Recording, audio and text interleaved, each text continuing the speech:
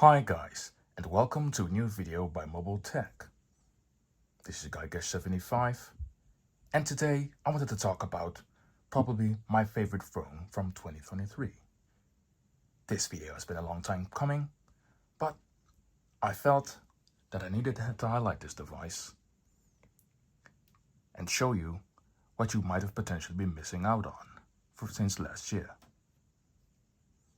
So with all that said, sit back and relax, and I'll tell you a little bit more about my experiences.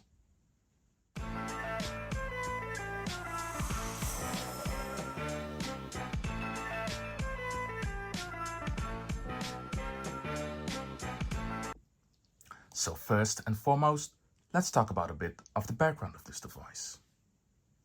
If you would have asked me, what is one of the finest devices to come out in the last 2 or 3 years, I would have to say the Xiaomi 13 Pro. And why is that? Well, if we look at its beautiful construction, we can see that it still has a slightly curved glass edge, which really makes it very, very ergonomic to hold in the hand. Also, unlike this year's model, the 14 Pro and the 14 Ultra, the back has actually been manufactured from precise machined ceramic, which has a nice and luxurious feel while also making the device a little bit heavier. Like previous Xiaomi's, the device is a bit heavier than I would like, at around 200 to 230 grams with the ceramic back. The other very prominent feature, of course, is the big camera hump on the back. And that is for good reason, because this device still has some of the best cameras you can find on any phone, as I will show you a little bit later in this video.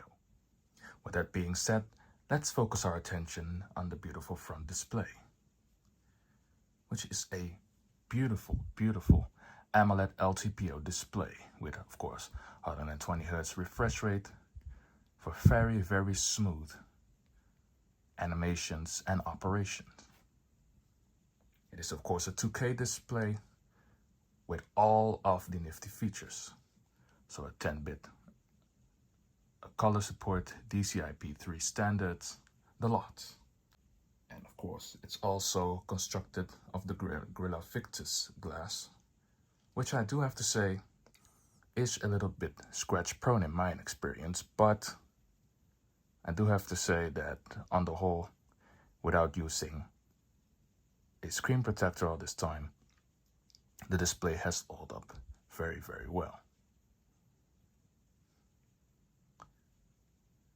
Of course, you have these beautiful animations as the device is running HyperOS.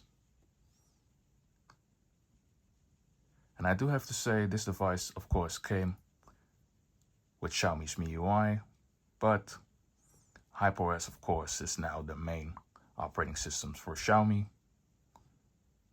But other than the aesthetic differences, I don't really notice any much difference from MIUI. I still think it's one of the most well-optimized and well-animated operating systems that you can get, be it Android or versus iOS. It just simply looks very, very well-optimized and is very smooth in its operation.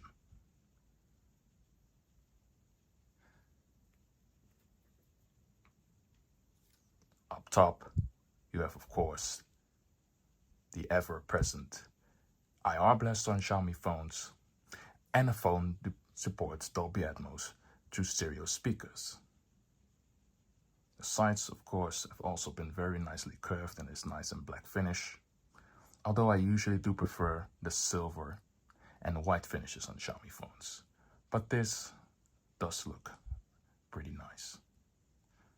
And curved screens have to be your thing, I suppose, but I do think it gives the device a luxurious feel and a futuristic design, even though a lot of devices now veering away from this design trend. Beneath the display, we also have an in-display fingerprint scanner, and as always with Xiaomi's, it's very responsive. You can put in multiple finger inputs and it's a very nice thing to have.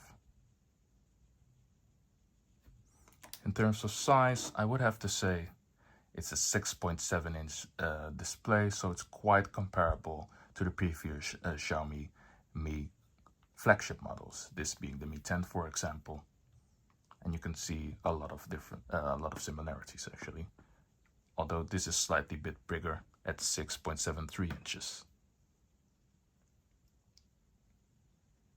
Well, those are the most vital things to know about the Xiaomi 13 Pro in general.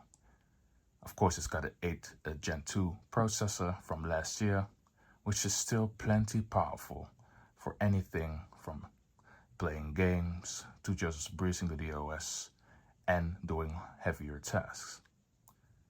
So with that being said, let's focus our attention on the camera. This Xiaomi was actually my first experiencing a Leica powered camera. And of course with Leica you have the Leica styles that you can actually adjust. A vibrant style and an authentic style. And I do have to say, as you can see, the camera of this phone is outstanding and probably its main selling point. It is just incredible with various features, as you can see here, and various things you can adjust. So we have super macro mode, we have a tilt shift mode, we have an assisted cam for extra stabilization. We also have a very nice portrait modes, and I do have to say the biggest thing about this camera is its portrait mode, as it even outdoes something like my iPhone 15 Pro, which is just incredible with the 15 Pro being a newer device. The crazy thing is the Ultra stands to be even better than this device, but I do have to say at the current price of 899 euros, it's similarly priced to the new 14 that is out. But this camera array is just insane, especially for the price that you pay for it right now. To just sum up the camera real quick with its specs, it's got a triple 50 megapixel setup with a wide angle of 1.9 aperture, dual pixel autofocus, laser autofocus, and floating OIS, optical image stabilization. It's also got a 50 megapixel f2.0 75mm telephoto lens with 3.2 times optical zoom. And it's got a 150-degree ultra-wide autofocus 50 megapixel camera with an f-stop of 2.2. So very lethal and very effective at the same time, and actually taking pictures in whatever situation. Be it foodie pictures, holiday pictures, pictures of objects, it does it all.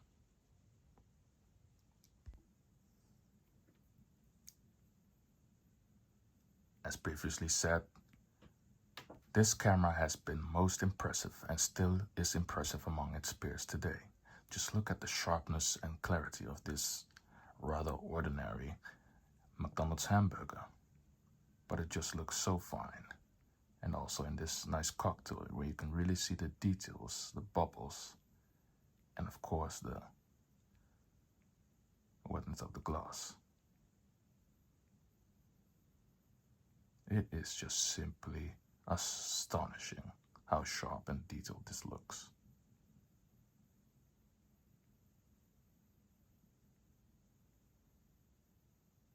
Also with this incredible dish, you can just see all of the succulent juices on the meat, which is simply incredible.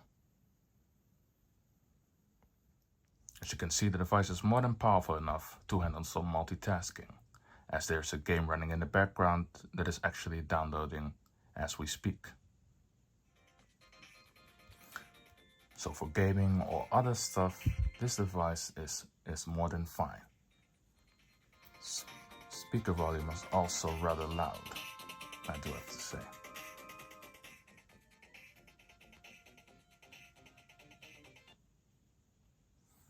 And of course, multitasking on this device it does effortlessly. Of course, with that, there's also the option of split screen multitasking.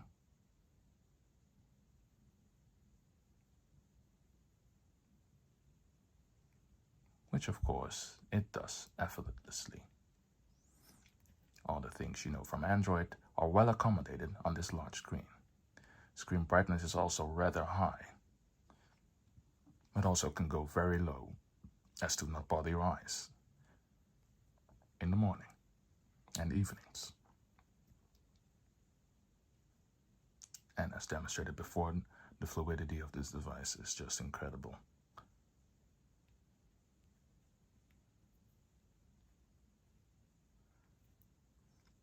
So because of the large specs, it also comes with 512 gigabytes of storage and 12 gigabytes of RAM, a very, very capable, good hour-end camera in video and in photo, especially with photos in all conditions, a brilliant screen for watching content. This has been my favorite device of 2023, and I still think it holds up rather well this year, if you would stack it up against a Samsung S24 Plus in Europe, for example, which comes equipped with an Exynos processor. And even though the difference between the Gen 2 and the Gen 3 isn't that huge,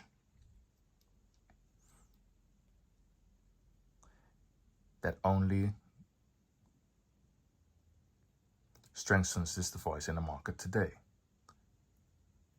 as it's still a very good buy, even between 800 and 900 euros. It's got a top-notch screen, a top-notch camera, incredible build quality that's even better than this year's, in my opinion. And personally, I find the design very, very, very attractive still.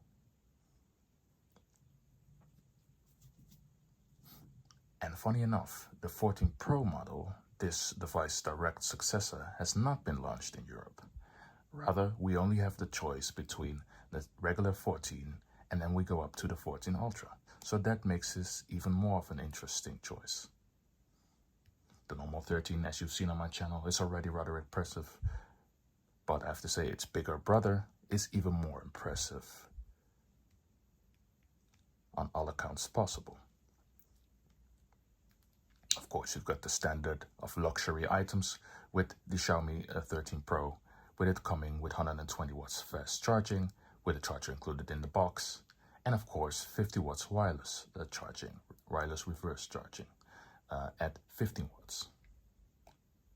So that being said, I hope I've been able to tell you a lot about my favorite device from 2023, and I know this video has been in a little late, but I still wanted to inform you guys, since the device, in Europe at least, is still readily available.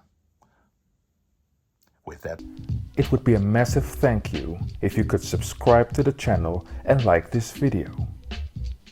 That is very much appreciated. I leave you now, and be well, my friends.